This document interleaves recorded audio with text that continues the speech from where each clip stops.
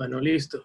Bienvenidos. Vamos entonces a discutir hoy dos libros, Fahrenheit 451 de Ray Bradbury y Un Mundo Feliz de Aldous Huxley. Empezando por el libro de Huxley. Ambos dos pilares de la novela distópica junto a George Orwell con 1984. Así que sean bienvenidos y el que quiera empezar a hablar sobre el libro, adelante. ¿Cuál fue tu No opinión? tienen que ser todos al mismo tiempo. Víctor, ¿empiezas tú? Bueno. Ok, está bien. Tengo unas notas por aquí. A ver dónde las puse. Bien. Un Mundo Feliz está dentro de mis 5 libros favoritos. Dentro de mis 5 definitivamente. Y donde está también Fahrenheit 451. O sea, que cuando decidimos que fueran esos dos, para mí fue como que, yay, súper, voy a estar contento con cualquiera de los dos. De hecho, en esta ocasión no me leí Fahrenheit 451. Tengo que ser bastante sincero al respecto. Y Un Mundo Feliz es básicamente una apuesta más a un futuro distópico, a lo que en su momento en el año 1931, que fue cuando Huxley lo escribió y posteriormente a su publicación un año después en el 32, parecía algo como que sacado de la mente de un loco, una ciencia ficción, si se le puede llamar así desde ese punto de vista, porque lo que era distópico dentro de la literatura como tal empezó a conocerse con el trabajo de Huxley y con un trabajo que nunca recuerdo cuál es el autor, ruso, que la obra se llama Nosotros, que es considerada la primera novela distópica. Y básicamente, ¿qué vemos en Un Mundo Feliz? Vemos una sociedad donde es construido, vamos a decir, de forma genéticamente modificada, mecánico, cómo tú eres llevado a una casta sin ningún tipo de consideración, simplemente porque necesitamos más personas de la clase A, de la clase B, C o la A más, B menos, y en función de eso, pues en la sociedad te toca un lugar. Pero no solo eso, sino que también ya según vas avanzando en esa vida que te toca, a la que eres destinado a vivir, pues así mismo son los tratos, así mismo son tus responsabilidades y todos tienen en común cierta felicidad, vamos a decirlo, que es una felicidad sintética, es una felicidad que depende de una sustancia que debes tomar a cada momento cuando lo estés necesitando y altera tu mecanismo en este sentido sentimental, tu predisposición para hacer muchísimas cosas. Y como en toda novela distópica, muy bien. Y no fue Peperina, no fue Cerú. Y como en toda novela distópica, hay siempre una limitante, tú tienes una verdad oculta, eso es muy típico de toda novela distópica, donde esa población pues no tiene acceso o no tiene conocimiento a cierta cosa que en este caso es la reserva de los salvajes. Si me dejan, voy a hablarla completa, así que por favor quítenme el mando y alguien más que aporte. Yo quisiera comentar algo con respecto a la novela. La compré hace un tiempo porque creo que vi un live tuyo, Víctor, en Instagram con otra joven bueno, estábamos en pandemia en su buenas al principio. Y dije, pues vamos a ver, Fahrenheit ya me lo había leído, me gustó más Fahrenheit que Un Mundo Feliz, particularmente. Y sí, esa programación de Un Mundo Feliz, cómo te van condicionando la felicidad, porque es una felicidad condicionada prácticamente. Cómo te llevan esa parte que dijiste también de las clases, pero lo que sí no me entristeció es cómo van modificando a los pequeños. Esa parte de las electrocutadas, eso a mí, yo dije, sí. O sea, sabemos que los niños son genéticamente creados, bien, todo eso, bien. Pero esa parte a mí me entristeció cómo ellos van modificando, que rechacen los libros, que rechacen la naturaleza, simple y llanamente para encajarlos en una clase social o en una clase obrera, porque necesitan que vayan al campo o porque necesitan que hagan X trabajos que lo de la clase alta no pueden hacerlo. O sea, cómo van tratando a sus niños, también la parte esa del apareamiento, y excúsenme el término, eso también como me marcó a temprana edad. Creo que eran los jóvenes de los 10 años, creo, 7 años aproximadamente eran. Bueno, eran jovencitos.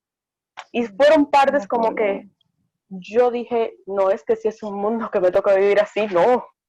Porque de verdad me marcó cómo va condicionando, y en parte creo que es algo hasta que lo que estamos viendo nosotros mismos actualmente, que indirectamente a nosotros nos están condicionando al consumismo y a algunas cosas que debemos porque están.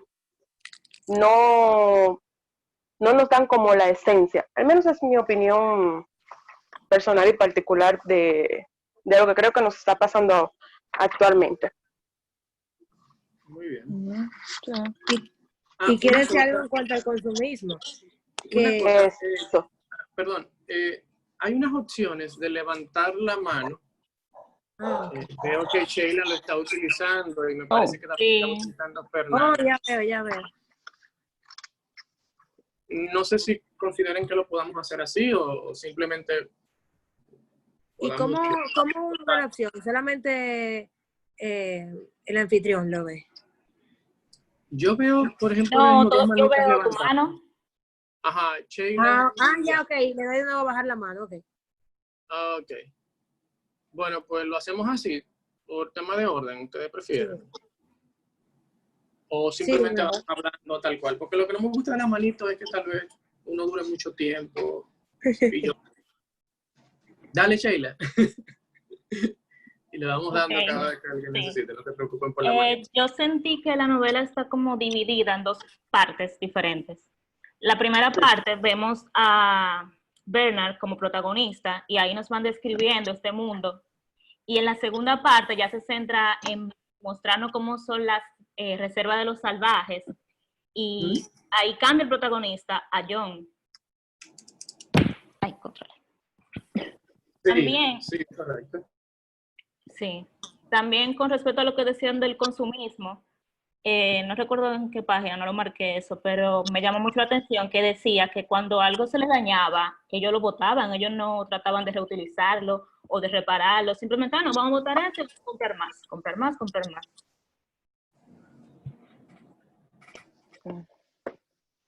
Y eso no está para nada alejado de lo que hacemos ahora. No, para nada. Realmente hay muchas cosas que se sienten muy actuales.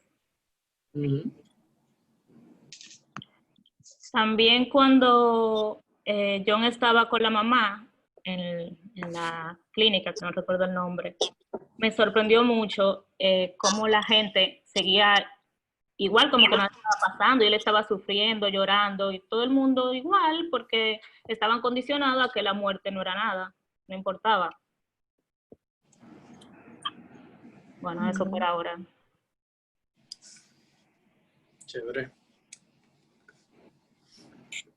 Yo quiero decir algo en cuanto a eso. O sea, a nosotros nos choca porque no es nuestra forma de ver la vida. Pero, o sea, para ellos eso está bien. O, por ejemplo, cuando Linda tenía una idea muy diferente, viviendo en un sitio totalmente diferente, y ella actuaba de manera diferente. Para la persona, la mujer en la sociedad, eso estaba mal, pero para ella está bien, y al final de cuentas, si a ti te condicionan a pensar de cierta manera y hacer de cierta manera, tú probablemente no entiendes por qué te están juzgando. Y al final puede que no haya nada ni bueno ni malo. O sea, simplemente cada quien tiene su forma de ver la cosa en base a la influencia que ha tenido durante toda su vida. Sí, realmente, sí, es correcto. Culturalmente ahora se dan esos casos, realmente. O sea, tú ves cosas, algo vamos a ponerlo muy actual, con esto mismo de la comida de animales que para nosotros no están aptos en los mercados de China. Ok, esto que sucedió, pero lo vienen haciendo desde hace muchísimo tiempo. Y para un dominicano es un asco ver a un oriental, o para el dominicano promedio, comiéndose un alacrán, por decir algo. Y para nosotros es inaceptable que tal vez una mujer árabe utilice una burka, pero para ella eso es su cultura y están acostumbradas. Tal vez para ella está mal que una mujer occidental Por eso tengo a mi familia unos jeans puestos. y seguiremos aquí. Oye, ¿está bien si atracamos esta noche? Nos iremos a comer. Al fin y al cabo estamos todos usando burkas ahora. No tenemos ideas de ese bote. Hay una televisión prendida por ahí. Encontramos nuevos amigos. Hay una novela. ¿Quién será? Lo que vimos, todos en San Diego y la costa oeste están muertos. Ok. Todo es parte del gran plan de la naturaleza. Víctor, tú tienes la opción de ponerle mute a todos los micrófonos y activar solamente el que tenga la palabra. Yo francamente no recomendaría que se haga eso porque después se hace un lío que cada uno lo active. O sea, después tú tienes que pedir autorización y se hace un lío. Eso por lo menos según mi experiencia. Particularmente no me gusta, es correcto. Pero si identificamos quién es que tiene la novela, pues se mutea ese. Novela, poeta. Aparentemente parece que ya se muteó. O sea, yo... Se solucionó el asunto. Son cosas que pasan. Tío. A ver. Yo cogía unas clases, bueno, acabaron la semana pasada, y era así, los micrófonos estaban cerrados todos y el profesor solamente le daba al que necesitaba la palabra, y a veces tú escuchabas cosas cuando le daban la palabra. Él avisaba ya, fulano, te voy a dar la palabra en 5, 4, 3. Prepárate. No quiero aportar algo del libro. ¿Alguien más tiene la mano levantada? Hola. Nos vamos a utilizar lo de las manitos. Okay. Ah, no lo están utilizando. Ah, ok. No. Vamos a tomar los turnos. Hola. Ahora mismo no te mute. Entonces después te pones. Con relación, aportando algo a lo que decía la persona anterior, que no me fijé quién lo estaba diciendo y tampoco reconozco la voz. Ella mencionó algo que a mí me llamó mucho la atención, que es sobre lo que es bueno. Que si es bueno, que si no es bueno. Realmente eso lo evaluamos nosotros, pero en el libro, todas sus costumbres, o sea, su manera de vivir, sus maneras de ser, para ellos son buenas, son correctas.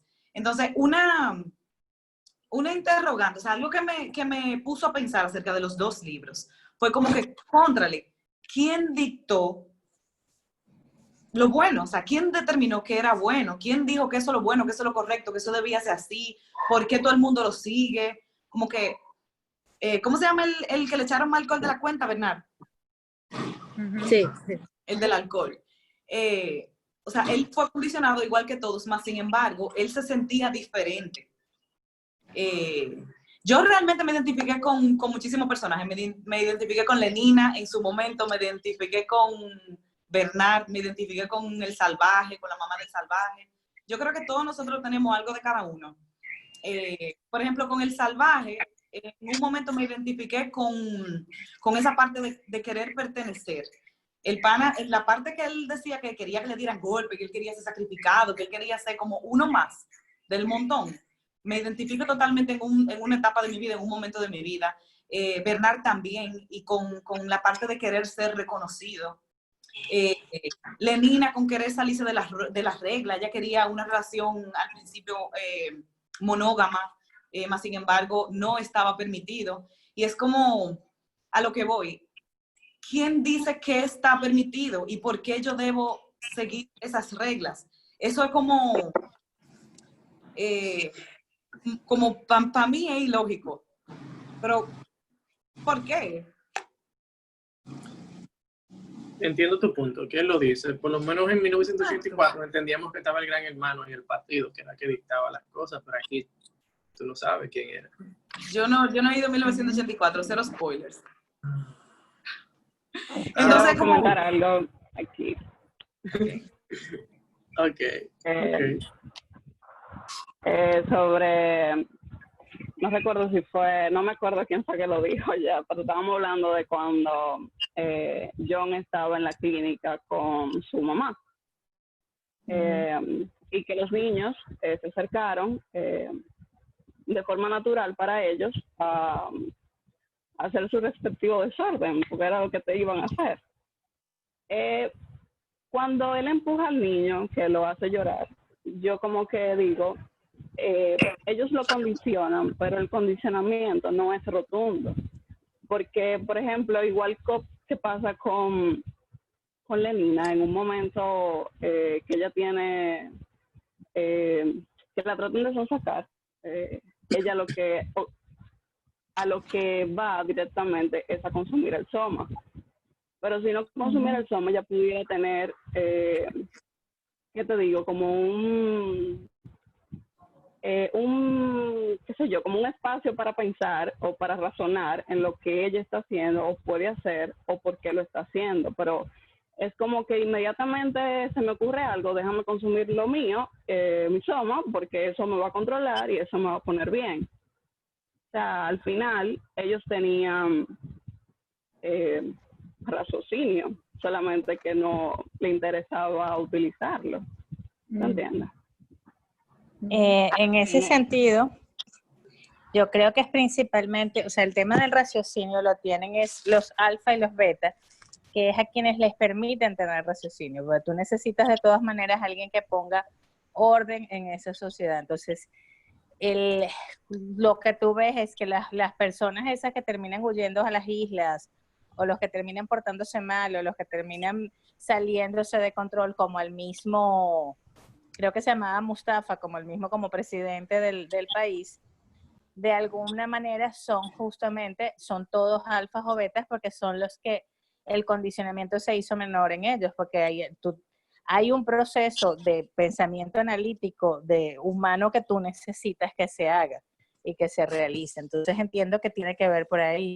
Estas personas que son las que dejaron como más humanas y menos condicionadas, son las que también pueden darse cuenta de forma más difícil, pero también pueden darse cuenta del tema de que hay algo más y sienten como las necesidades comunes del ser humano de la búsqueda de Dios, sobre todo toda esa conversación que Mustafa tiene con el muchacho sobre la figura de Dios y basado mucho y miles de referencias a todas las obras de Shakespeare, que es las emociones, la pasión. A mí me tocó empezar a buscar un montón de cosas, por lo menos el Rey Lear no me lo había leído, entonces me tocó empezar a buscar todas las referencias. Toda la discusión teológica de ellos se basa en torno a Shakespeare, que es lo que conoce el muchacho, y a Miranda y a la Tempestad. Y ahí es donde empieza, a mí me pareció muy bueno toda esa conversación. Y también la misma historia de Mustafa me parece triste, porque es un tipo que se ve que es intelectual, se ve que es brillante, se ve que sabe más allá de otras cosas, pero decidió, o sea, de algún modo su castigo fue el saber todo esto, pero tener que liderar un país de personas felices. Felices en el consumismo, en ese círculo de que todo se diseña basado en qué produce, qué se compra más, en que siempre tienes que ir al campo, pero para ver deportes, porque tiene que ser para cosas que te produce, que puedas gastar y gastar y gastar y no rehusar, porque siempre es como el dios en esta empresa es Ford. Ford es el creador del primer vehículo, de los carros, no solamente fue del automóvil, sino que él creó lo que es la línea de ensamblaje y la forma de producción, que es la que existe ahora en prácticamente todas las fábricas. Y con eso surge, de hecho, el Fordismo se convirtió en una forma de administración empresarial y se llama así. Entonces, la idea es transformar esa idea de la producción en masa, la utilizaron para toda la sociedad. Es una sociedad que es una empresa.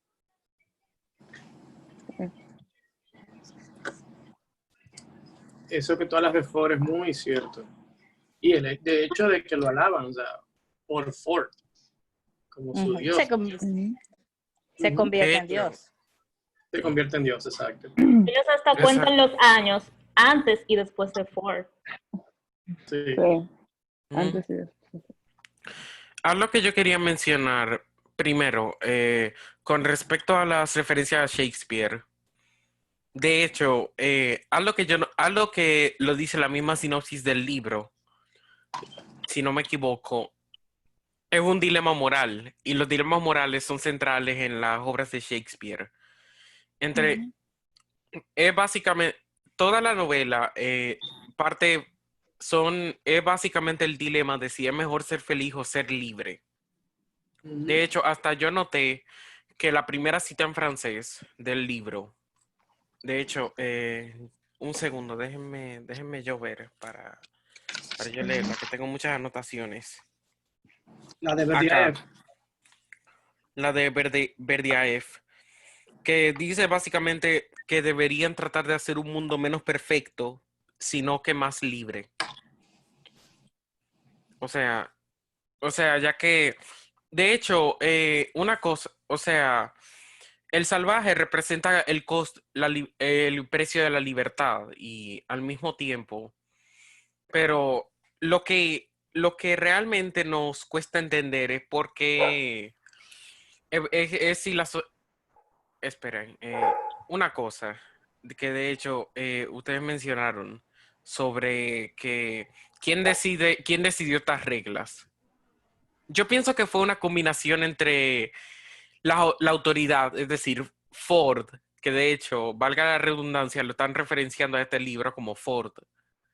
Podría ser el mismo Ford que hizo el modelo de producción que se ve en la vida real.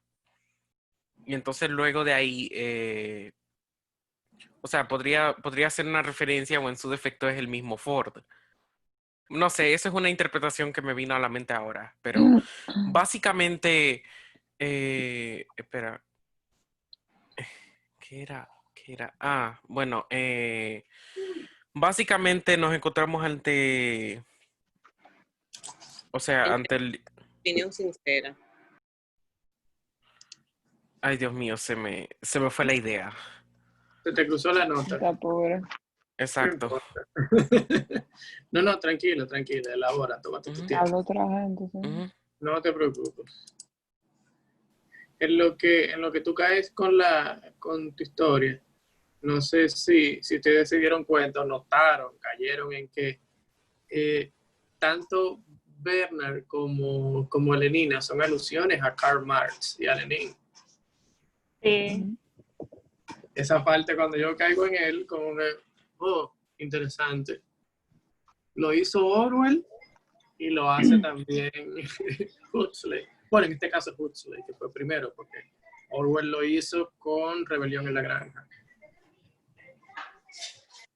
Yo no había caído en eso. Esa, de verdad, esa sí es me la acabas de dar una gran novedad. Sí, porque como ponerle su nombre, Bernard Marx y Lenina, a dos personajes tan controversiales en ese aspecto. O sea, fue genial eso, de verdad que sí. Claro, y Ya además volví a que Marx recuperar la termina idea. en otra isla tirado en el otro lugar del mundo.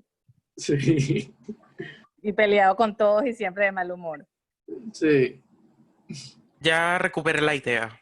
Es Adelante. que ahí estaba mencionando que quién fue responsable de la creación del mundo feliz. Entonces, eso lo menciona en la conversación entre Mustafa Mond y el salvaje. Él dice que ustedes decían que a pesar de todo su intelecto, él decidió vivir en ese mundo feliz. Él básicamente dice que la sociedad decidió vivir feliz, o sea, decidió conformarse. A pesar de que realmente es una paradoja. O sea, esa sociedad capitalista es relativamente una paradoja en sí misma. Por ejemplo, a pesar de que los aparatos se hacen futuristas y todo eso, y claro, no es el internet, pero ya sabes, se inventó el sensorama, que es básicamente las proyecciones 4D o ese tipo de cosas.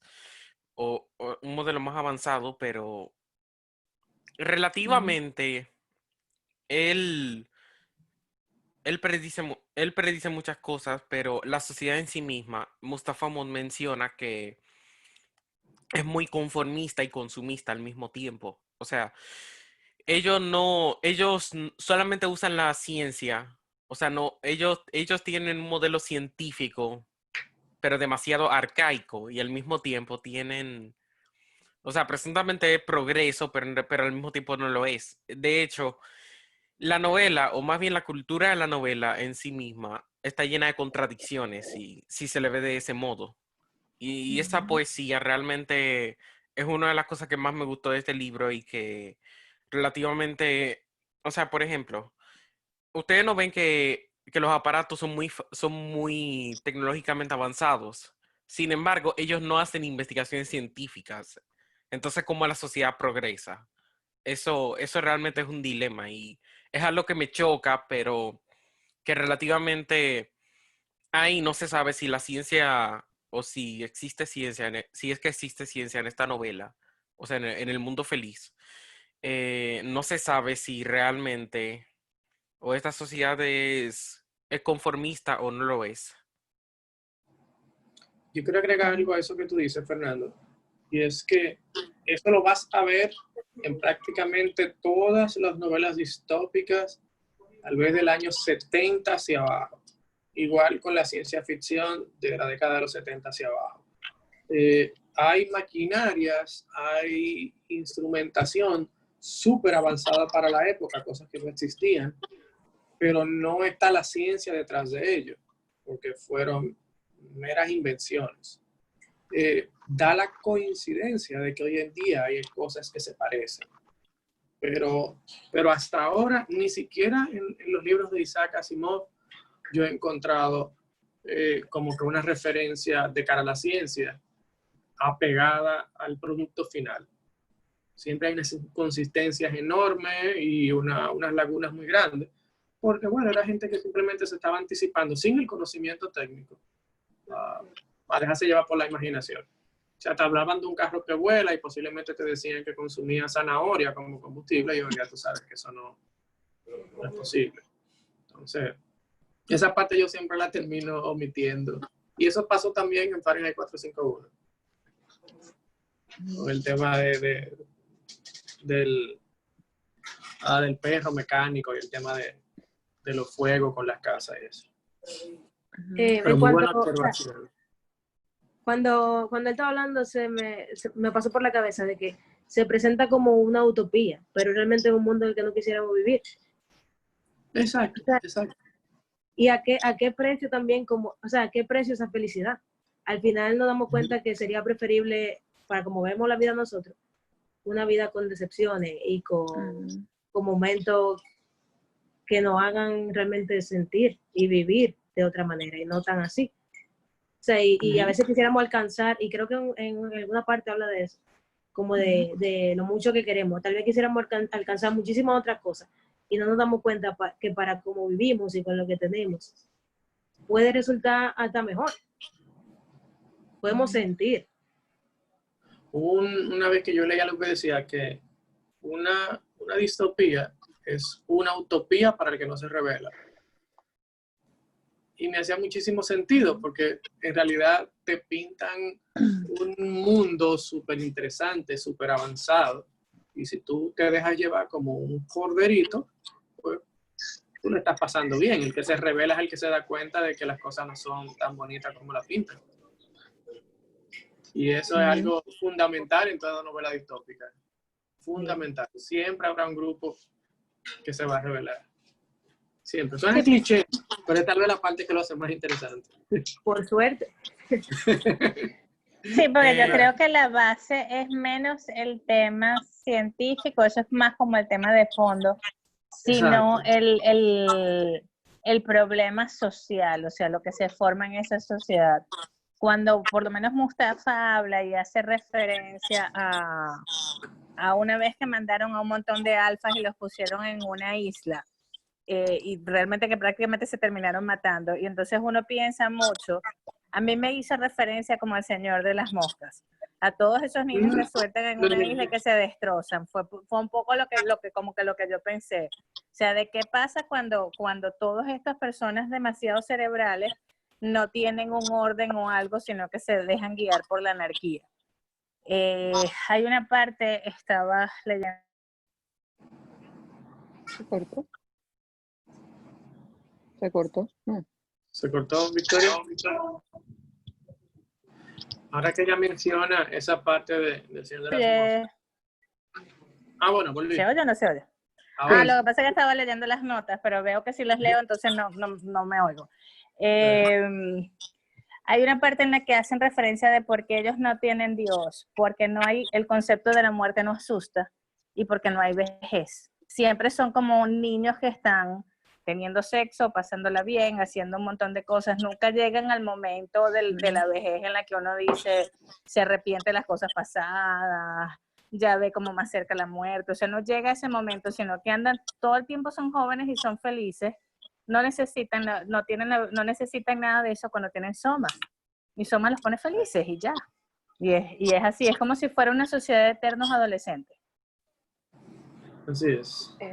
Me disculpan, algo que dijo Victoria, la que estaba hablando reciente, fue algo que yo vi en común en ambas novelas, y es que ligeramente mi percepción es la anarquía que reina entre ambos mundos, o sea, el de Fahrenheit y en el del mundo feliz. Hay una anarquía muy de quién dicta lo bueno y por qué es malo, porque castigamos lo malo, pero nadie dice por qué es malo o por qué lo bueno es bueno.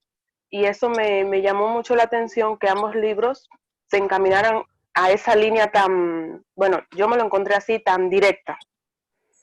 Ese término, así, ni sabría cómo mencionarlo ahora, pero me pareció que reinaba la anarquía.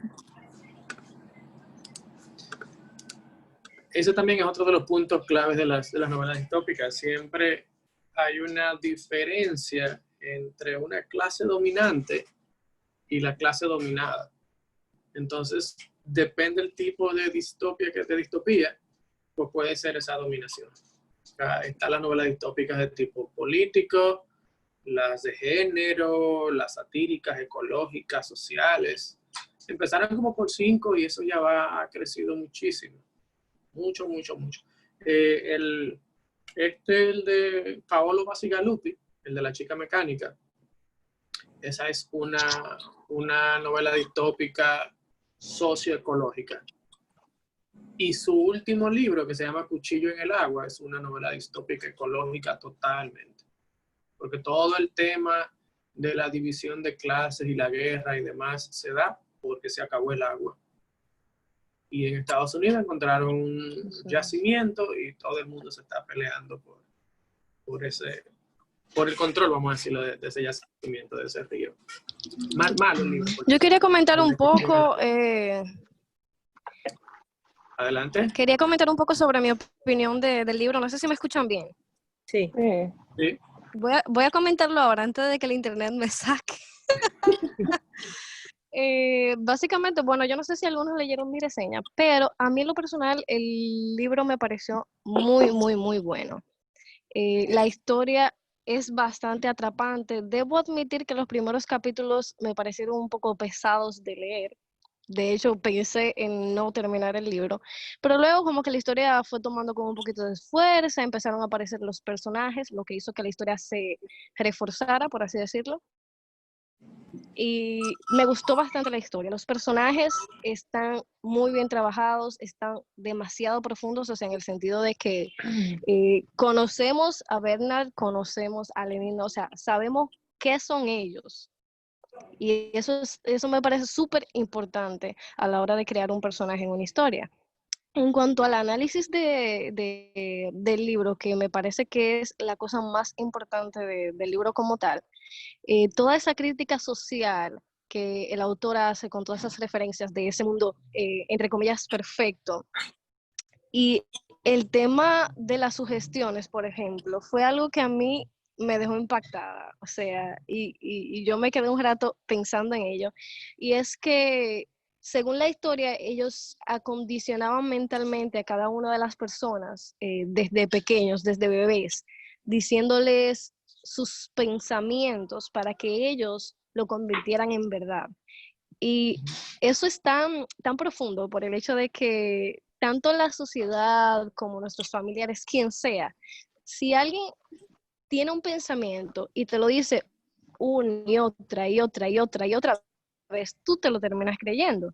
Puede ser que tú tengas una pared blanca y si alguien todos los días te dice que esa pared es verde, un día tú te vas a despertar y vas a decir, esa pared es verde.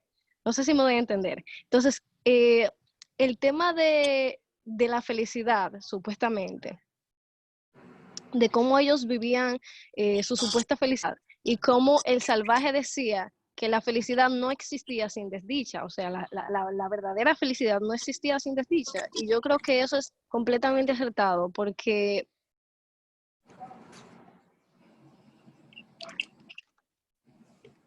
Ajá. ¿Se cortó? Creo que la sacó el internet. Anda, palca. Perdón.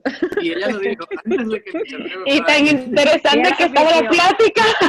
Ella lo Sí. admitió. De verdad que sí. Se Realmente. vuelve. Bueno, La sacó el internet, qué pena. A mí me Pero encanta Puedo seguir ya entonces, su puedo seguir por ella. No, claro. Es verdad lo que ella dice. Básicamente, los dos libros me di cuenta, y es verdad, que la felicidad es buscarla. Uno nunca la va a encontrar. O sea, lo bonito es buscarla y sí, hay que tener desdicha, como ya estaba diciendo, para uno hacer el contraste y uno diferenciar lo que es felicidad, lo que es tristeza, melancolía, soledad, lo que sea. O sea, tiene que haber, la vida tiene que ser como agridulce, vamos a decir, para uno poder disfrutarla como es. Y yo encuentro que ambos libros sí son un poquito chocantes, pero no están tan lejos de la realidad. Yo creo que ahora con la pandemia pudimos dar un frenamos un poquito a pensar, pero bueno, estamos en un camino que está sistematizado. O sea, ellos, es verdad que biológicamente estaban predispuestos químicamente en un laboratorio, pero aunque todos nacemos, entre comillas, libres, o sea, que todos somos iguales cuando nacemos, la sociedad, se me cayó algo, la sociedad, la familia,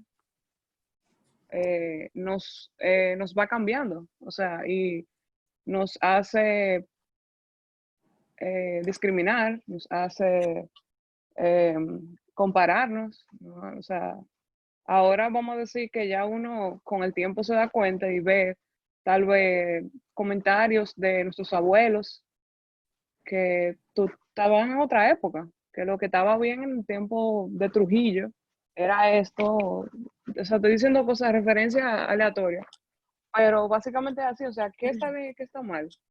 Eso depende, porque lo primero que hay que hacer es definir qué es la felicidad, qué es la libertad, qué es el bien, qué es el mal. Eh,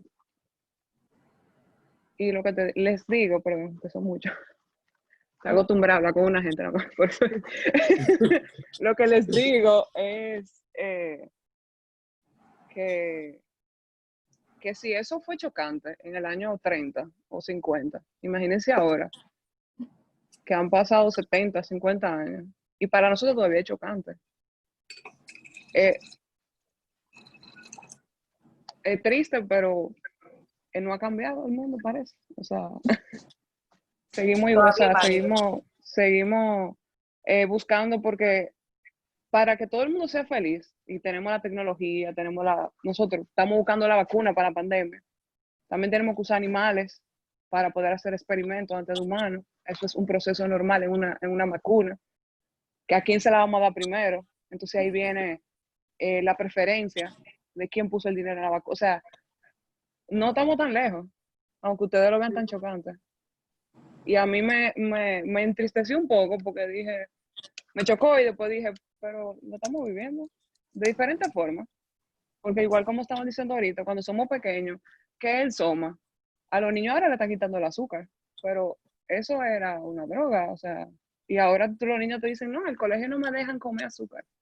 Y tú, ok, tú como tal vez no entiendes porque en tu juventud te daban fundita en los cumpleaños y tú decías, eso no es nada. Pero ahora, después de tanto estudiar, ustedes ven, lo que para nosotros era algo normal, para los niños ahora está visto como algo mal. Y es verdad, porque el azúcar es una droga. Y si tú hablas con una persona que tiene trastornos alimenticios, te dice, cada vez que yo me pongo frente a un plato, o sea, yo tengo que pelear para no comer de más, o comer más porque no me da hambre. O sea, hay diferentes tipos de soma. Cada quien tiene su cruz. Cada quien tiene su soma. Cada quien tiene... Y yo creo que ya se me fue el hilo. Es que son muchas cosas. Los libros son muy interesantes y me gustan bastante, realmente. Y, o sea, depende. O sea, podríamos coger una página y yo creo que podemos sacar de ahí 3 horas hablando. De hecho, mira, quiero complementar lo que tú dices. Hay alguien ahí. Wow, parece Dial-Up. ¿Ustedes se acuerdan del Dial-Up? Sí. Fulano, al teléfono. Ok. Mira, quiero complementar lo que tú dices, Elena, con un estudio que se hizo hace unos años, unos psicólogos, y tomaron... Ok, hay alguien ahora con el televisor. Y tomaron Un Mundo Feliz y 1984 de Orwell y empezaron como que a hacer cotejos. ¿Esto que está pasando ahora es de 1984 o de Un Mundo Feliz? Y cayeron en cuenta en que prácticamente todo lo que estamos viviendo hoy en día, los países que nos llamamos libres, es todo lo de Un Mundo Feliz. Y aquellos países que tienen dictaduras y demás, que tienen opresión, están viviendo lo de 1984. Y aparece en internet, de hecho voy a pasar por aquí por el chat, como una especie de resumen en viñetas muy chévere, que decía como que qué planteaba cada uno desde su punto de vista y sobre lo que se está dando. Ese es apenas el resumen del estudio. No tengo el link del estudio a mano, pero lo pueden buscar. Sí les recomiendo a todo el que siga interesado en conocer más sobre el mundo feliz. Hay un libro escrito por el mismo Huxley que se llama, son ensayos, que se llama como que Nueva visita a un mundo feliz. No es tan largo y él como que empieza a revisar o a proponer qué pasaría o qué pasó luego de lo que conocemos como el final del libro y cómo eso tuvo repercusiones sobre la gente. Porque ok, lo dejamos ahí y sucedió esa gran revolución, si se quiere decir, eso diferente a lo que se le tenía miedo. ¿Y qué pasó después? Entonces, eso él plantea en Nueva visita a un mundo feliz. No sé, nunca le he visto encuesta. Se volvieron todos, yo lo vi en Amazon, pero mi gran pregunta es si se volvieron todos como Christian Grey. Así sadomasoquistas, porque como toda la última escena final es como una gran escena de sadomasoquismo en que todos están felices echándose latigazos. Yo realmente mi pregunta es si van por ahí. Bueno, él apostó en esos ensayos al nivel de mentalidad más pesimista del ser humano. Como que, ok, esto que estamos viviendo no está bien. Este es básicamente el planteamiento de él, pero búsquenlo, que vale la pena leerlo, de verdad. ¿Tú sabías que me pareció? Perdón, terminé. Sí. No, dale, ya terminé. Que esa última escena me acordó como los tiempos romanos, los gladiadores y eso. Entonces, la violencia, la gente le atrae la violencia.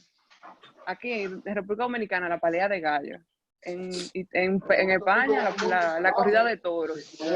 Son con animales, pero antes era con gente. A mí me gusta mucho salami, ¿no? ¿Salami?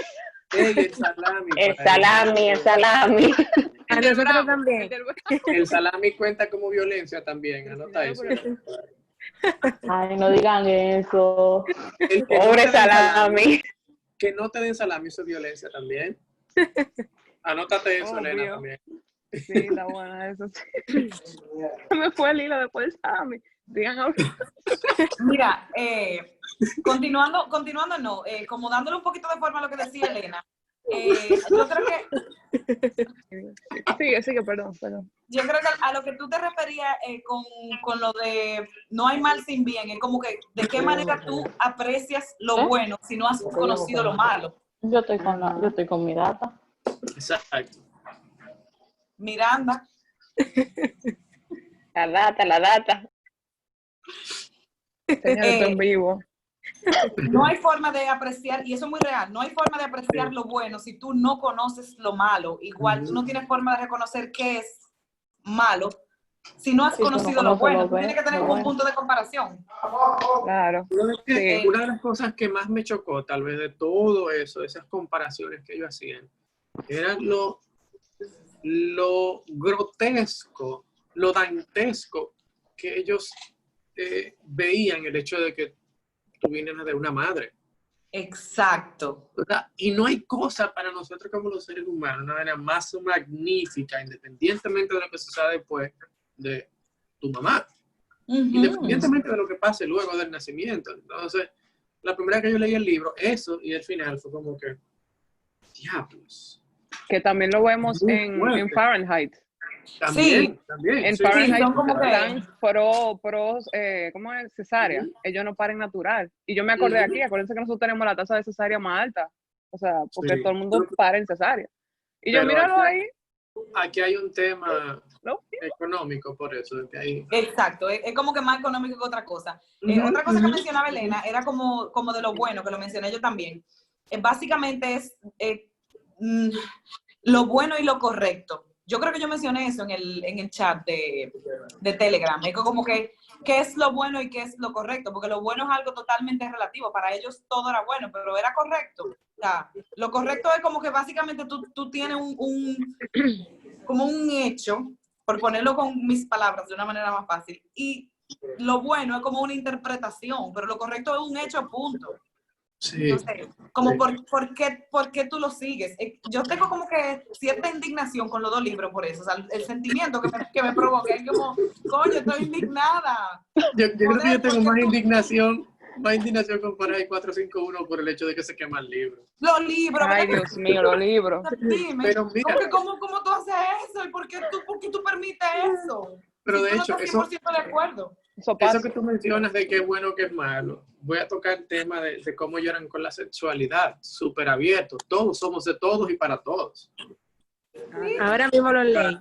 Tú salías hoy y tú querías cogerte con fulano A, tú te cogías con fulano A y mañana con fulano B y ellos no podían separar y no pasaba nada. Pero tú tienes que tener opción. Si tú quieres uno solo, coge uno. Sí, si tú quieres cinco, coge cinco. Pero fíjate cómo vamos a extrapolar eso a la sociedad actual, no ni siquiera la dominicana, la sociedad global. Tal vez nosotros, y estoy generalizando aquí, tal vez nosotros como dominicanos no estemos de acuerdo con eso, pero en Edmonton, en Canadá, en la universidad, yo recuerdo los poliamor. Fue la primera vez que yo escuché eso en mi vida, un poliamor, y yo, ¿qué carajo? Y era alguien que tenía un novio en esta sesión de clase y otro allí, y ellos no sabían, eso no importaba, se cogían y se querían. Entonces, tú lo ves como un poco extraño en función del chipset que tú tienes en esa mente de dominicano, que por más abierto que tú puedas hacer, tú como que te choca al principio.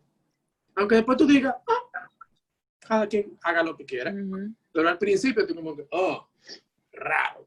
Yo pensé como que, yo imagino que yo llegué a RD. No, soy poliamor. No, eso es lo que es un sinvergüenza.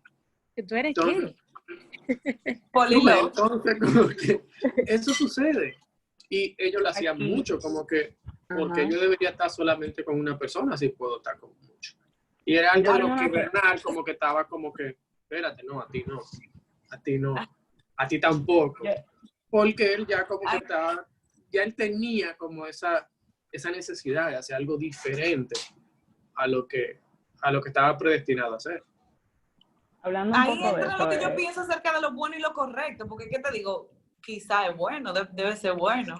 Como, pero va aquí, sin Tal que vez haya ningún problema. Eso es tal bueno. vez desde un punto de vista sea bueno, pero cuando sea el tuyo, el que a ti te gusta, tu guardia, que después te diga, no, porque yo voy hoy con fulanito, tú vas a estar como que,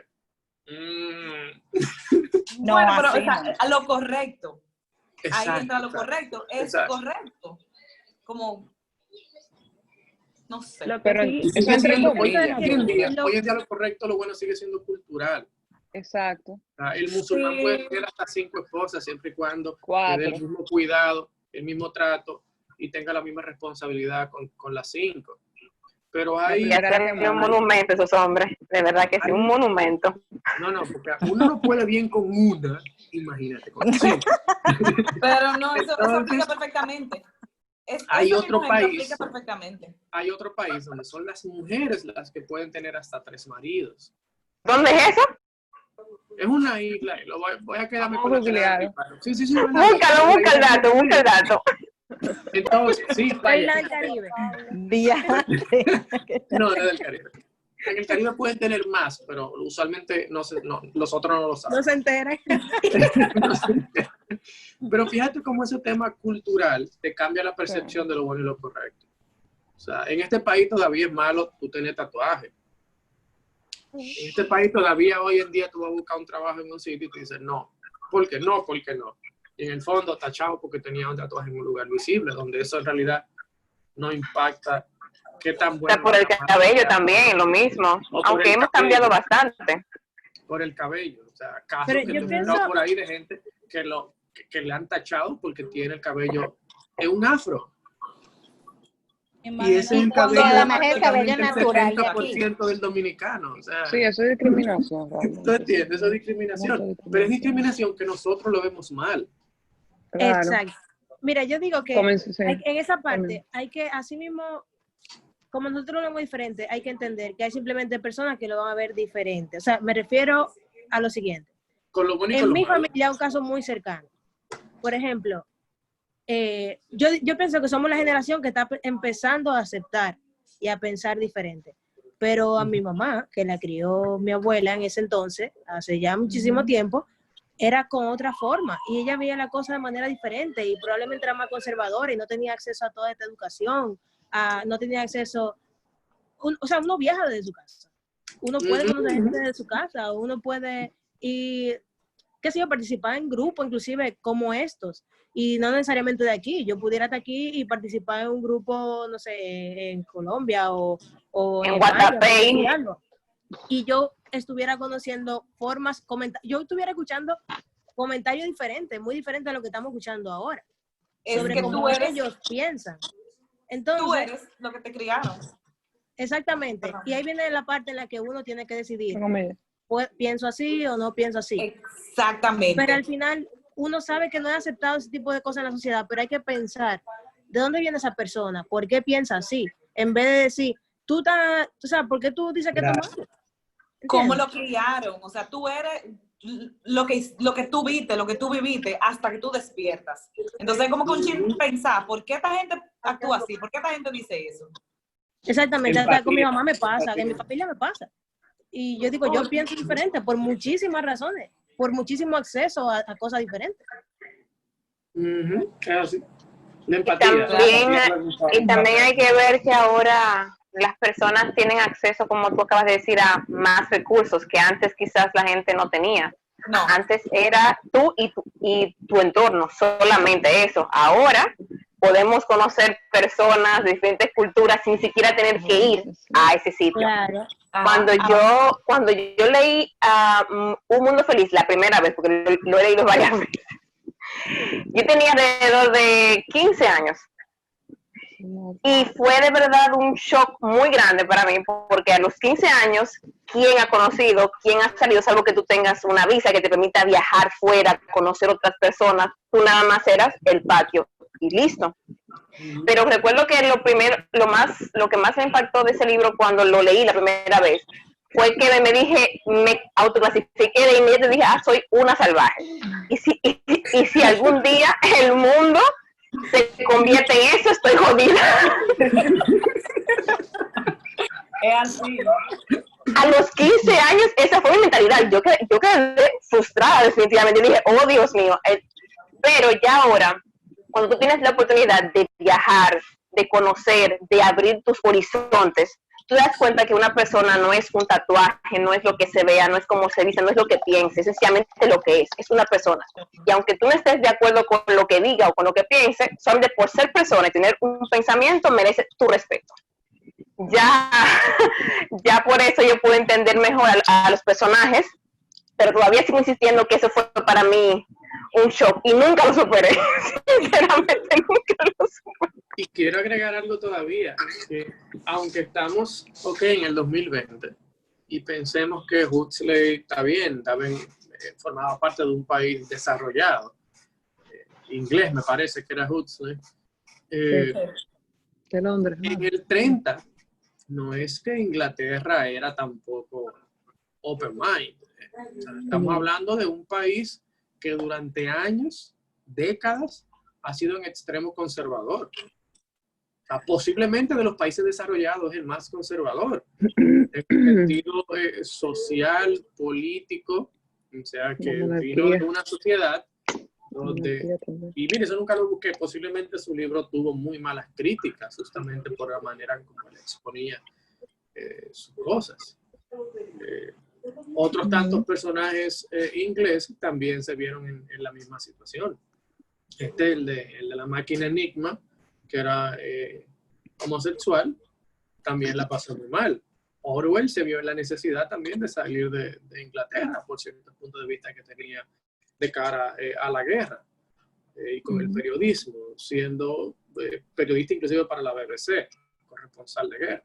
O sea que no la tuvieron fácil y estaban en una sociedad súper avanzada, pero que de mente corta en cierta medida. O sea, Y viene este hombre en el 30 a hablar de eso. Exacto. Viene este hombre en el 30 a hablar de eso, de vaina de Exacto. futuro, a comerle la mente a la gente. Traten de leer Nosotros. Está en Amazon, Nosotros. Yo lo voy a mandar. Yo la tengo por ahí. Tengo una copia de Nosotros. Y probablemente sea que no es que porque nosotros pensamos diferente ahora estamos entendiendo eso de aquella época. Probablemente es por la influencia que eso ha tenido a través de los años que nosotros podemos pensar diferente. También, claro que sí, claro. Puede que sí. Entonces, imagínense en esa que le pasé por ahí. En Rusia, ambientado en Rusia, la novela distópica de un autor ruso en 1924. Eso la tuvo que tener todavía peor. Difícil. Mucho peor. En Rusia, señor. Y era de cara a la represión social que ejercía el partido ruso sobre. Y esa era plena época de Stalin, además. Ajá, exactamente. O sea, esa la debió tener muchísimo peor. Esa, aunque es considerada la primera novela distópica, muchos la encasillan dentro de ciencia ficción. Pero Orwell, en entrevistas, de hecho, que le hizo Margaret Atwood en The Guardian, el periódico británico, él dijo que parte de se basó, más bien, parte de la inspiración que tuvo para escribir 1984 fue de esa novela de Samia Tain, de Nosotros. O sea que, en esencia, sí, es la primera novela distópica. Muy buena. ¿Alguien más quiere seguir aportando? Yo tengo un comentario, una duda, no sé cómo va a sonar esto. Sabemos ya que Bernard tuvo como un fallo en su proceso. Le echaron alcohol de más. Le echaron alcohol. Y era un poco distinto a los demás, pero hace un momento ustedes estaban hablando de la felicidad, de lo que representaba ser feliz. Y Lenina, como que se le metía no sé quién, porque ella se encaprichó con Bernard y se encaprichó con John luego. Y no lo hacía como los demás, que simplemente eran felices con uno y ya el otro día como que bien con otro. O sea, como que ella también tal vez tenía su fallo. Aunque en la historia no se represente de tal forma, pero ¿por qué encapricharse? Y más nadie lo hace. Porque era algo nuevo. No, pero ella tenía su fallo. Lo hacen. Claro, pero ella quería lo nuevo, eso era lo extraño, lo extravagante, lo que nadie conocía, y ella, wow. quiero eso. A la ayuda. Entonces un hombre que nada más ve una sola mujer y ella que vea pila, seguro que ella fue del país de eso donde Víctor dice que las mujeres se pueden casar hasta con 3. Yo creo que eso es lo que ella perseguía, porque ella desde el principio se menciona, cuando se habla de la discusión de ella y la amiga, ella estaba feliz con su tigre, con su un tigre. Ella quería monogamia, ella no quería esa locura, y le costaba tener como que iniciar una relación con otro. Entonces, quizás cuando me imagino yo, tú sabes, yo me inventé como que una historia paralela. Quizás cuando ella vio a Bernard, vio como que algo diferente, y como que quizás se podía quedar con eso, la con John. Pero ella tenía lo suyo también, ella iba en contra de la regla. Ahí todo el mundo estaba fundido. Quizás ella le echaron alcohol también, pero nadie la veía raro. Lo que digo. Una cosa que también me di cuenta, que aunque hubiera diferencias de alfa, beta y todo eso, había igualdad de género. Sí, sí. Miren cómo las mujeres podían estar con varios hombres. Y no se morían ellos por eso.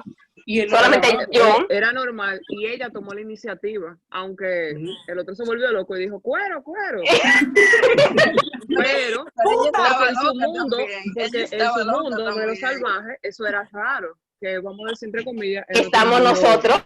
Nuestra hija machista aquí, tú ves. Exacto, estoy diciendo. Yo no estoy diciendo que yo sea así, nada de eso, estoy hablando abierto.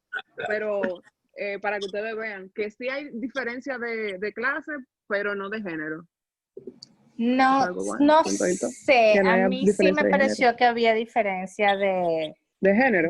De género, en el sentido de que si se fijan, las posiciones de poder de todas maneras son todas masculinas. Está el obispo, o lo que sea que es el que dirige las religiones, las cosas, etcétera. Siempre los directores, todos los que tenían los cargos altos eran los hombres, que eran los que les daban las nalgadas a las mujeres, siempre eran ellos los que pagaban. De alguna manera, ella lo que buscaba era cada vez tener mayor estatus para tener parejas que le dieran y le pagaran cosas que tuvieran más dinero. Yo sí veía más bien que sí había un tema, aunque quedaba la libertad de sexo, pero realmente era más bien como que ahora podías tomar cualquier mujer que tú quisieras si tenías suficiente dinero. Era más bien por ahí, yo lo sentía que era más bien por ahí. Y lo que sí me chocó del libro, me chocó bastante, es que es profundamente racista. Desde el principio hay comentarios de la diferencia de los negros, de lo que es en África, es racista y el contraste de la piel negra contra la piel blanca está por todas partes, que llega un momento en que realmente desagrada. Eso sí lo tiene. Es verdad. Sí, es cierto. Pero no sé si también, planean ver la serie. En la serie, lo que comentaba Victoria, lo corrigieron un poco, cambiando algunos personajes de poder por personajes femeninos. Y también tienen una variedad de colores. Bueno, porque además tienen que hacerlo ahora en todas las series, es obligado. Te obligan, nos damos cuenta. En el 2020, quizás por eso, tuvieron que hacerle esas correcciones, pero está mucho mejor. Lo único que la serie sí está hecha para ya quien ha leído el libro. O sea, no está hecha ¿La serie de ahora? ¿La nueva? Sí, la serie, la nueva. Yo creo que es de HBO, ¿no? No, es de Peacock. No. Yo la pendiente de pero no vean las películas. Las películas no las vean, ninguna de las dos, por favor. Son malas. ¿Cuál? Ninguna de las dos películas. No es que son malas. Es que son malísimas. No solo eso. Es que como no tienen efectos especiales buenos, te deja muchísima cosa detrás. Tú llegas con una expectativa lógica de leer los libros a una realidad tecnológica que dice, no. Parece, tú sabes que la primera, que es como del 60, 70, parece como si tú estuvieras viendo todo el tiempo las escenas de los Oompa Loompa de la fábrica de chocolate. O sea, sí, los ponen más chiquitos, bueno, como habían enanos, los ponen con su uniforme de colores característicos, entonces como que no. Pero déjame decirte que la serie de ahora no es que está de que wow, despapanante, no es un Game of Thrones no es un Westworld. Va a superar a la imaginación. Pero lo hicieron bien, o sea, no tiene muchísimos efectos, pero los que hicieron, los que decidieron agregar, se ven bien nítidos. Entonces se las recomiendo full. A mí me gustó. Lo único que tienen que haber leído el libro, porque ellos no explican nada al principio. Ellos no dan introducción, ellos entran directo al mundo que es, hablan de los betas, hablan de los alfa, hablan de que tienen que ir a visitar los salvajes, que esto y lo otro. O sea, no dan introducción. ¿Y dónde quedaban? Fueron fieles al libro en ese sentido, porque el libro en realidad te deja como que... En el aire y vas descubriéndose. Porque, ok, están las castas, pero ¿por qué? No se sabe. Exacto. No hay origen. Pero está muy bien eso. ¿Alguien más? Otra cosa. Sí, yo quiero aportar algo. Ok. Muy bien. Puedo. Habla tú, no hay problema. No, es que lo mío ya es un poco de broma, pero tienen que ver con el libro. No quiero entorpecer los que vayan a decir. Ok, algo que yo quería decir es que, por ejemplo, en el libro se notaba que las personas estaban sanas, no se enfermaban, gracias a la tecnología con la que contaban. Algo bueno también que vi en él fue que las guerras y la pobreza desaparecieron, pero también desapareció lo que era la familia, la literatura, el arte, la religión, la filosofía, y que todo lo que lo que nos define como esencialmente humanos y nos distingue de los animales desapareció. O sea, para ellos, exacto, para ellos una persona salvaje era aquel que sentía, que se expresaba o que se emocionaba. O sea, para mí eso fue algo muy importante. Es que para tú robotizar, vamos a decir, estandarizar a las personas, tienes que quitar a lo que le hace diferente, que es todo lo que tú acabas de decir. Lo que lo hace humano. Absolutamente. Exactamente. Una máquina. Él dice, Sí, hay máquina. una frase que dice que no puedes consumir si te quedas quieto y te dedicas a leer libros. Sí, claro. Se puede Eso tú consumir lo igual ves que Suena la- a mi madre, me suena a mi madre eso. No nos conocen. Ese no conocía ese de Culé. Se puede tener todo en la vida. Y lo vemos en Fahrenheit, que en Fahrenheit como queman los libros para que la gente vea televisión y se quede ahí. Y solamente me acordó a cómo estamos viviendo ahora, porque ustedes le dicen a cualquiera, hola, ¿cómo tú estás? ¿Qué serie tú estás viendo en Netflix? Nadie te pregunta qué libro tú estás leyendo. Y yo como que, ok, Fahrenheit. Pero eso no es ahora. Eso no es ahora. Eso es desde que yo estoy chiquita y yo tengo 36. Eso no es que nada más ahora. O sea, quizás tú dices antes, en los tiempos de antes, que la gente nada más leía porque no había televisión. O leía nada más porque lo mandaban en el colegio, lo que le mandaban a uno leer en el colegio, nada más. Y ya. ¿A quién le mandaban? Porque a mí, yo estudié en un colegio que a mí no me mandaban a leer nada. Yo leía porque me gustaba. Bendita tú, porque a mí sí me obligaban, pero cuando quieren decirme, tienes que leer este libro, ay, con menos gusto para leerlo, Dios mío, decían, no, yo no puedo, así yo no puedo, leo porque yo quiero, porque me nace, no porque obligado. No. Pero además que libros, María. La cosa más, o sea, después de, si tu primer libro que te lees es Yo lloré. María, que es Yo un lloré. drama, No, que a la pobre también. mujer le pasa de todo. Nadie más va a querer con ganas de leer nunca más en la vida. Gracias, gracias. Lo que yo siempre he dicho, Victoria, que en los colegios, al menos en los colegios dominicanos, no sé cómo Mío de Jorge en Isaac. Latinoamérica, pero ya entiendo que ha cambiado, sobre todo en colegios, en los privados. Es que, ¿cómo tú obligas a un niño a leer una literatura no infantil? O sea, Obligándolo. Eso es llevarlo a que no quiera leer jamás. Vale 10 puntos para el examen. La Tere y yo. Tienes que leerte María. Estoy diciendo, mira, trata de leer 5 páginas y no vuelva a leer más nunca, porque es que no le va a coger amor a la lectura. Yo entiendo que se puede preparar un currículum con ciertos tópicos, que el carajito lea lo que quiera. Si lo que quiere es Harry Potter, que lea Harry Potter y Harry Potter será bienvenido. Claro, un niño de 11 años no venga con que quiere leer a Nietzsche o que quiere leer a 50 sombras de Grey, porque hay límites, ¿verdad? Pero fuera de ahí, que lea lo que le gusta. Pero Harry Potter, ese es el mérito que tuvo, que recuperó el poder de la lectura en los niños. Los libros se volvieron otra vez, los niños podían tener acceso a eso y le dio paso a muchísimos otros autores de literatura infantil, empezando por Rick Riordan. Yo no debería decir esto, pero cuando yo estaba en APEC, yo tuve un profesor que en una clase de Nombre. Yo lo pensé, pero no lo dije. Nunca. Ese señor una vez me dijo. No, señor, yo soy profesora de APEC, no, de la parte de los profesores sin nombre. Bueno, fue un profesor de textos discursivos, creo, de relaciones humanas, no recuerdo. Sí, de texto discursivo. Y me dice en el preámbulo al final, y dice como que yo voy a poner un trabajo para que todos lean un texto y me hagan un trabajo. Pero ese del fondo allá, el que siempre está leyendo a Nietzsche, que él cree que yo no me doy cuenta, tú vas a tener que hacer un trabajo mejor que todo el mundo. Porque tú eres el único que está leyendo aquí. Yo, tremendo lío que yo me he metido ahora. O sea, que eso me salió por él verme como un libro de Nietzsche, porque yo no era que dejaba prestar atención a su clase por eso. Yo creo que estaba leyendo humano, demasiado humano cuando cogí esa clase. Pero es que sí debería ser la educación la educación debería tener eso por niveles. Lo pones cada uno a leer según su nivel. Hay unos que leen mucho más, a eso los pones a leer más y les exiges más, y a los que leen menos le empiezas con menos. Y así el problema yo creo que viene cuando los que leen mucho se pasan. Yo soy una de las que me pasaba, que yo un par de veces me agarraron caminando con el libro aquí, que no podía parar de leerlo. Casi.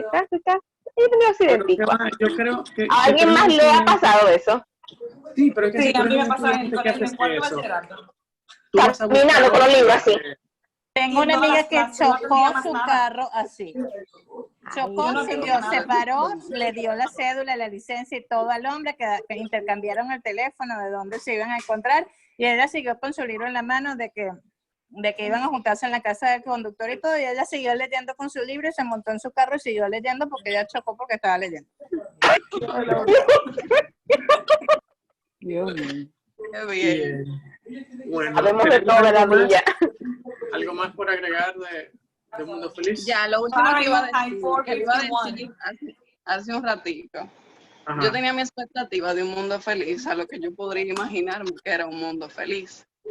Pero en el mundo feliz se ve a hombres prepotentes, Bernard, se ve a gente chismosa cuando entran al salvaje a una oficina y todo el mundo se queda estupefacto.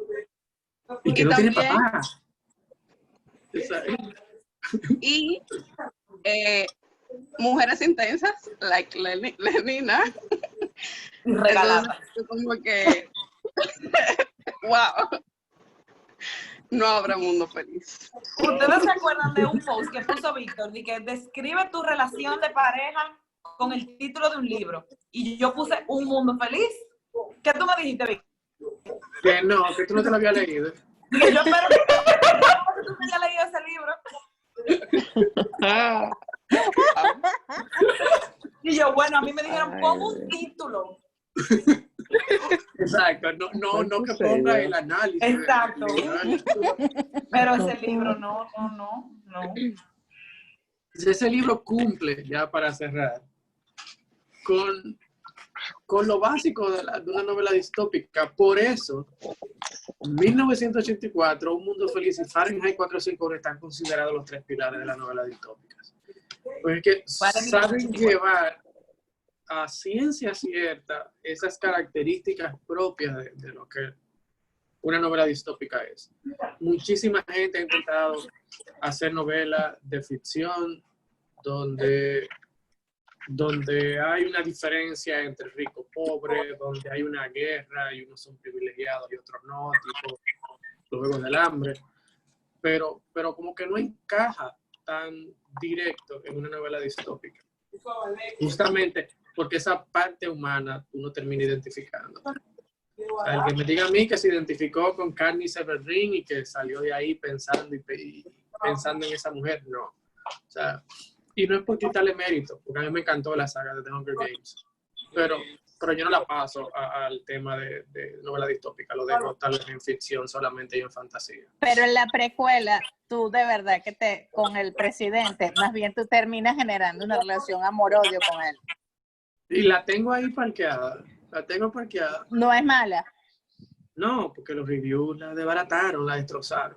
Mira, es interesante todo lo que va pasando el tipo a lo largo del tiempo, porque es alguien que crece, lo crían para ser rey y de repente se destrona todo y todo cae, o sea, y es como esta persona tiene que andar viviendo de las apariencias, aparentando ser rico, aparentando ser de una manera en una situación de crisis, de hambre, de miseria absoluta, y cómo se va defendiendo con ese ideal moral distorsionado que trae. Porque mira, yo Luis leí el XVI. primer review, o no el primer review, la primera sinopsis, perdón, y caí en cuenta de que estaba errada. Y decía que era sobre el primer juego del hambre. Pero como que no es de eso. No, es el ascenso de Coriolanus. O sea, esto es como si fuera... Porque él sí jugó en teoría en el es primero. ¿cómo que se llaman las novelas estas de crecimiento? La novela de superación es. Las novelas esas de las cuando hablan de los Paulo jóvenes cuando Coelho son se llama. adolescentes. Autoayuda. No, hay unas novelas que El grito son... desesperado, volar sobre el pantano, esa de Contemos Que son cuando cuentan la historia, tipo la historia sin fin, que es un niño que después se crece, le pasa una cosa y un conflicto y se vuelve grande. Eso es lo mismo, pero en este hombre que es un niño que era más o menos bueno y se termina volviendo un adulto desgraciado. Es como una metáfora de ese tipo de verdad, de historias de adolescentes. A mi juicio yo iba a ver otro juego del hambre donde él iba a ser el protagonista y él ganó. Qué bueno que no es eso. Una cosa. Sí. Que de hecho, este para más o menos cerrar, si es que cerramos con Mundo Feliz, pero de hecho, yo también, yo he notado que, o sea, en Sapiens, el autor referencia a Huxley y dice Sí. que un mundo feliz es básicamente lo que pasa si nos vamos desde el punto de vista de que la felicidad es un punto de reacciones bioquímicas en el cerebro. Sin embargo, a partir de Sapiens sabemos que no es necesariamente ese el caso. Y entonces el final de Sapiens dice que, perdón si me estoy yendo mucho por las ramas, pero es básicamente que puedo hacer spoiler, o sea, no hay ningún problema que si hago spoiler de Sapiens. Ah, no, dale. Bueno, eso es un libro. Ya lo leímos. Sí, yo entiendo, pero yo creo que ese libro es muy relevante en un mundo feliz y viceversa. O sea, el Sapiens dice que al final terminaríamos convirtiéndonos en dioses, pero seríamos dioses muy responsables y que no sabríamos qué hacer con todo ese poder. O sea, no tenemos un objetivo. Y entonces, de hecho, esto basa en las discusiones finales del libro. De hecho, déjenme ver si yo llego a eso. A ver. O sea, básicamente no existe. O sea, que básicamente Dios. Espere. O sea, básicamente no. Ellos no necesitan un Dios, ya que ellos básicamente se convirtieron en dioses. Sin embargo, eso es si lo vemos desde el punto de vista de Sapiens. Pero al mismo tiempo, la paradoja y la poesía está en que somos dioses que no sabemos lo que queremos. Podemos decir estabilidad, pero eso es simplemente un orden imaginado. O sea, es casi como si en realidad no. De hecho, yo andaba discutiendo un poco el final un poco sobre un mundo feliz con otra persona y básicamente y ella decía que un mundo feliz es básicamente lo que pasa si el capitalismo como si nunca hubiera llegado a una cúspide y se hubiera mantenido igual. Claro, el crecimiento económico hubiera llegado a tales niveles y todo hubiera llegado, pero al mismo tiempo el capitalismo sigue igual. Las divisiones se hacen más exactas. O sea, y esa racionalidad instrumental acaba por convertirnos en dioses. Sin embargo, esa racionalidad instrumental, uno se pregunta para qué lo estamos haciendo o si realmente valió la pena.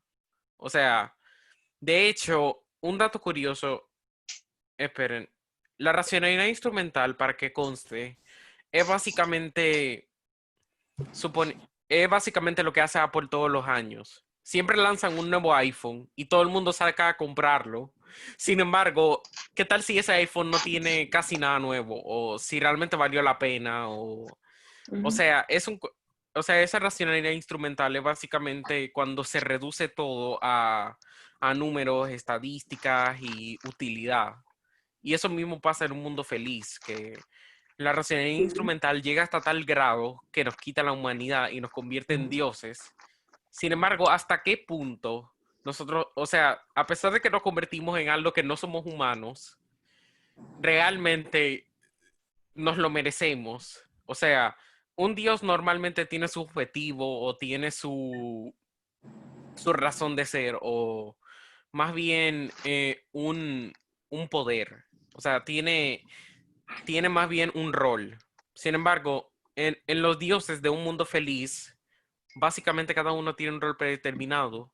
Sin embargo, no se hacen preguntas y al mismo tiempo no tienen razón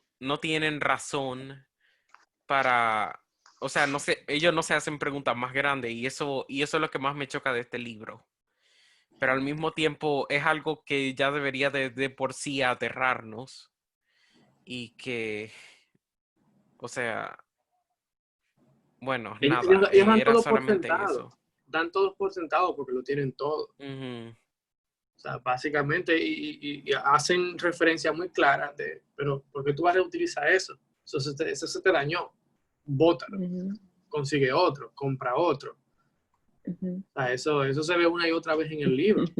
De hecho, eso tiene un nombre, lo que tú mencionaste con lo del iPhone, aunque no se da con el iPhone como tal, pero en tecnología se llama obsolescencia programada. O sea, es algo que se ve y se discute muchísimo, de hecho, en el ámbito de tecnología.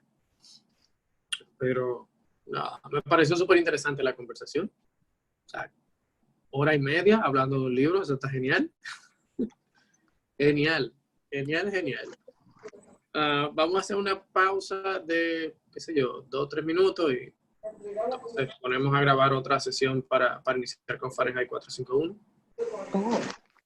¿Les parece? Perfecto. Sí. Ok, bien. Pues bueno, estoy pausando ahora.